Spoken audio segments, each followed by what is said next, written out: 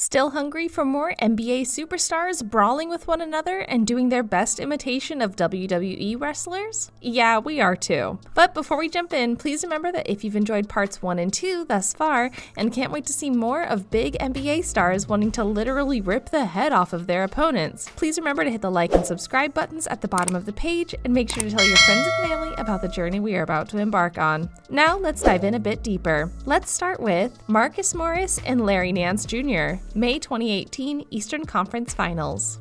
During the game, Celtics forward Marcus Morris and Cavaliers forward Larry Nance Jr. had to be separated during the second quarter of Game 5 of the Eastern Conference Finals. Nance was attempting to grab an alley-oop pass from LeBron James when Morris came from behind to break up the play and tip the ball out of bounds. The defensive move sent Nance crashing to the floor, after which Morris stood over him and appeared to say something. The words seemingly sparked a wildfire in Nance, who got up and shoved Morris as he was walking away. When asked what he said to Nance during that moment, Morris told reporters, "I can't say that on camera. I definitely can't say that on camera." But it must have got to him because he got up and he did his little whatever you want to call it. Gotta love the playoff tension. Kevin Garnett and Humphries, November 2012. Kevin Garnett had some harsh words for Nets forward Chris Humphries following the fight at TD Garden. Garnett was the recipient of a hard foul by Humphries that set off a scuffle between players from both teams under the Celtics basket. Garnett addressed the situation and said, "When you watch film on the dude, he's always extra. We watched him on film the last time we played him in Brooklyn, and he kind of gave Paul a similar type of foul. 2 hands. Had something on it. Dude's always been known to be out of control. He's always tried to play the tough guy or whatever role you want to do it. It was a little extra, but it comes with the territory, and it comes with the game. I guess they're trying to hold up to the whole Brooklyn mentality." Garnett defended teammate Rajon Rondo,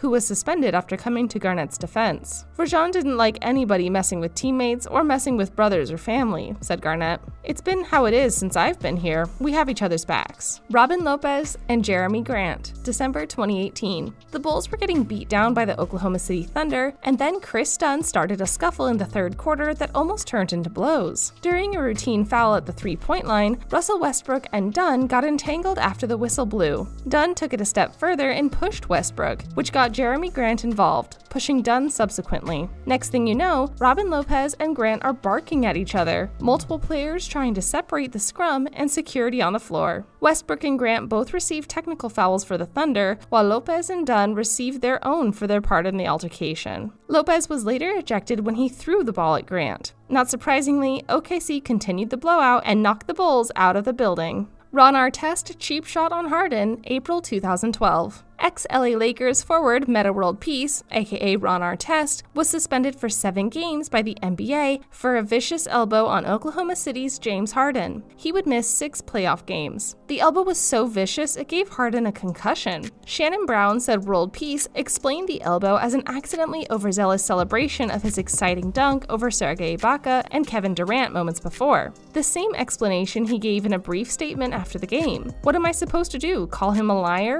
Brown asked. He said it was accidental. Now, was it accidental or not? I don't know. Metta has had a long history of questionable antics. Just Google Malice in the Palace and find more about him throwing caution to the wind. Ibaka and Matt Barnes, November 2013. Me and Serge could fight right now if he was here. I just don't like him. Oh! What's up with the beef with you and Matt Barnes? Are you really gonna fight him?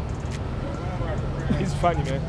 The decade's most infamous bad boy, Serge Ibaka, was at it again. Just before halftime of a game between the Oklahoma City Thunder and Los Angeles Clippers, a shoving match broke out. First, Serge Ibaka and Blake Griffin got their arms tangled while going after a rebound. Then, Ibaka attempted to throw Griffin off of him. Clippers forward Matt Barnes escalated things by shoving Ibaka, which forced Ibaka to make a fist, although he never threw a punch. After officials and teammates separated everyone, Ibaka and Barnes were ejected, while Griffin got off with a technical foul. He's always, he's got that era about him that he's the toughest guy on the planet. He's not. Okay, is it gonna be more personal on the court though, when you see him? No, it's a game, man. It's a game? Yeah, that's game, all it is. That's what I'm getting. Okay. He's funny though.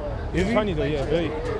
He can be a good comedian. Hibbert and David Lee, February 2013. Warriors forward David Lee and Indiana Pacers center Roy Hibbert have each been suspended 1 game without pay for starting an altercation during their game that dangerously drifted into the stands. 3 other players were fined for the incident in the 4th quarter of Indiana's 108-97 home win. Hibbert was ejected after the skirmish, which began when Roy and Lee exchanged shoves. The NBA said that the Warriors' Stephen Curry and Klay Thompson and the Pacers' Lance Stephenson were fined $35,000 each for escalating the fight. Jared Dudley, Jimmy Butler, and Joel Embiid, April 29 playoff series. Gotta love that playoff tension and intensity. Prior to this, Dudley called Ben Simmons an average half-court player after being outscored by Simmons 31-0 in Game 3 of that series and getting ejected for a shove on Joel Embiid that started a mini brawl in Game 4. Simmons, when asked about Dudley's assessment of his half-court game, said, "That's coming from Jared Dudley. Come on."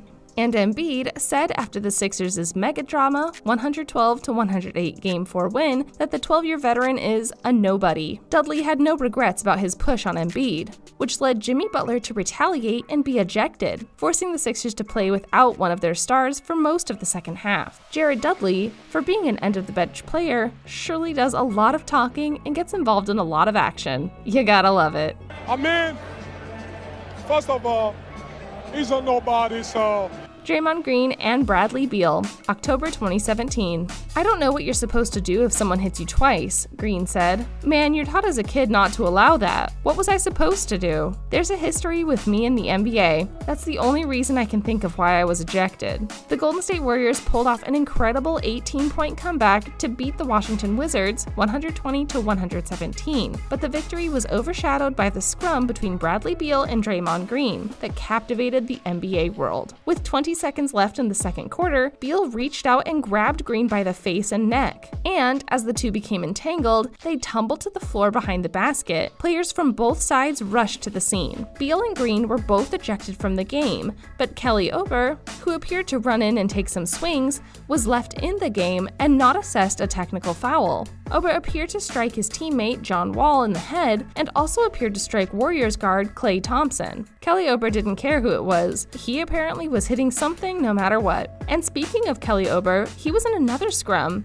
this time with Kelly Olynyk during a May 2017 playoff game. First thing I have to say is that Oubre has a mean clothesline, very Ultimate Warrior-esque. That Warriors-Celtics series was an unusually physical one for the modern NBA. Tempers were bound to boil over at some point, and that point turned out to be Game 3 in the series. Wizards forward Kelly Oubre completely snapped after an offensive foul by Kelly Olynyk in the second quarter. Oubre picked himself up off the court and ran at Olynyk, shoving him hard in the chest with both hands. Olynyk hit the deck hard, and players had to be separated. Oubre also made contact with the official, trying to position himself between the two players. Once officials got the situation under control, they went to the replay booth to assess what the punishments were going to be. The offensive foul on Olynyk stood, then Oubre was assessed a flagrant 2, resulting in automatic ejection from the game. So what are your thoughts on some of your favorite NBA star brawls and melees? Do some of these surprise you? Are you envious? Do you wish there was more of this in the NBA? Let us know below in the comments.